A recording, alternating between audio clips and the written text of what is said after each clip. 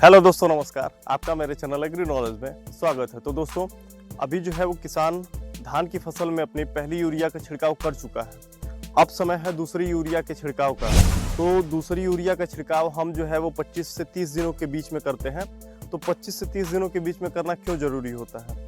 तो इसके पीछे का एक रीज़न भी है, क्योंकि 25 से 30 दिन का समय वो समय होता है जहाँ पे हमारे पौधे में जो है वो कहीं न कहीं इसके वृद्धि के लिए पोषक तत्वों की अधिक आवश्यकता होती है। इसकी जड़ों का विकास तेजी के साथ होता है, इसके कल्लों की संख्या में वृद्धि होती है। और तो और दोस्तों, यहाँ पे हमारे पौधे में अब जो भी कल्ले निकलेंगे, जो वेजिटेटिव ग्रोथ होगी, उनको फॉर्मेटिव ग्रोथ में बदलने के लिए जो है वो हमारे पौधे जो है इस स्टेज में बहुत तेजी के साथ काम करते हैं। तो इसके लिए दोस्तों, हम जब भी दूसरे खाद का उपयोग जो है तो वो 25 से 30 दिनों पे करते हैं। तो जब हम यूरिया का छिड़काव करते हैं तो यूरिया के साथ कुछ ऐसे पोषक तत्व हैं जिनको आप ऐड कर लीजिएगा, और उसके बाद से अगर आप अपने खेतों में छिड़काव करते हैं तो आपको अपनी फसल जो है वो सबसे अलग दिखाई देगी। इसमें कल्लों की संख्या में वृद्धि होगी, इसकी वेजिटेटिव ग्रोथ बढ़िया तरीके से होगी, इसकी जड़ों का विकास अच्छे तरीके से होगा और आपकी फसल जो है वो गिरेगी नहीं।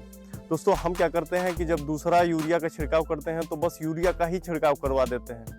मैंने बहुत जगह ऐसे देखा है कि लोग यूरिया का ही छिड़काव करवा देते हैं, जिसका कोई लाभ नहीं मिलता है। हाँ, ये अलग सी बातें हैं कि यूरिया जो है वो आप छिड़कवाएंगे अपने खेत में तो कुछ समय बाद आपको ये देखने को मिलेगा कि आपकी फसल जो है वो बहुत तेज़ी के साथ वृद्धि करेगी, लेकिन आपकी फसल उतनी ही तेज़ी के साथ जब उसमें बालियाँ आएंगी तो वो गिरेंगी भी, क्योंकि ये आपकी वेजिटेटिव ग्रोथ को बढ़ाता है, ना कि आपकी प्रोडक्शन को भी बढ़ा देता है। तो इसके साथ आप यूरिया की क्वांटिटी को कम कर सकते हैं और इसके साथ कुछ ऐसे माइक्रो न्यूट्रिएंट्स हैं, जैसे कि जिंक हुआ, सल्फर हुआ, उसके बाद आयरन हुआ, मैग्नीज हुआ। ये सारे जो पोषक तत्व हैं, इनको आप अगर अपने खेत में देते हैं तो ना केवल ये माइक्रो न्यूट्रिएंट की पूर्ति करता है, बल्कि आपके पौधे की जितने भी अंदर की कमियां होती हैं उसको पूरा करता है, जिससे कि आपके पौधे की वृद्धि अच्छे तरीके से होगी और इससे उत्पादन भी अधिक से अधिक देखने को मिलेगा। तो इसके लिए दोस्तों, आप जब भी यूरिया का छिड़काव करें तो इसके साथ साथ आप सल्फर का उपयोग करिए। सल्फर एक ऐसा पोषक तत्व है जो आपको फंगिसाइड का भी काम करेगा, जिससे आपके पौधे जो है वो कहीं ना कहीं मजबूत होंगे और रोगों से लड़ने की क्षमता में वृद्धि होगी। दूसरा, ये आपके पौधों में क्लोरोफिल की मात्रा को बढ़ाता है और अंदर के सेल डिवीजन को में भी मदद करता है। दूसरा जो होता है, जिसको आप जो है एग्रोमीन के नाम से जानते हैं। एग्रोमीन एक ऐसा पोषक तत्व होता है जिसके अंदर 3 से 4 प्रकार के माइक्रो न्यूट्रिएंट इन्वॉल्व होते हैं और ये 100% वाटर सोल्यूबल होता है। दूसरा, ये चिलेटेड होता है, जिससे कि फसलों पे अधिक तेजी के साथ असर करता है। इसके साथ साथ ये फोलियर स्प्रे के रूप में भी यूज किया जा सकता है। तो इसका यूज आप दोनों तरीके से कर सकते हैं। आप यूरिया के साथ भी इसका मिक्स तैयार करके यूज कर सकते हैं, या फिर आप इसको फोलियर स्प्रे के रूप में भी कर सकते हैं। और ये वाटर सोल्यूबल होता है और ये लिक्विड फॉर्म में होता है, इसलिए ये पौधों को जल्दी इसके साथ अवशोषित होता है और इसका रिजल्ट आपको जल्दी देखने को मिलता है। इसके बाद आता है आपका मिराकुलान।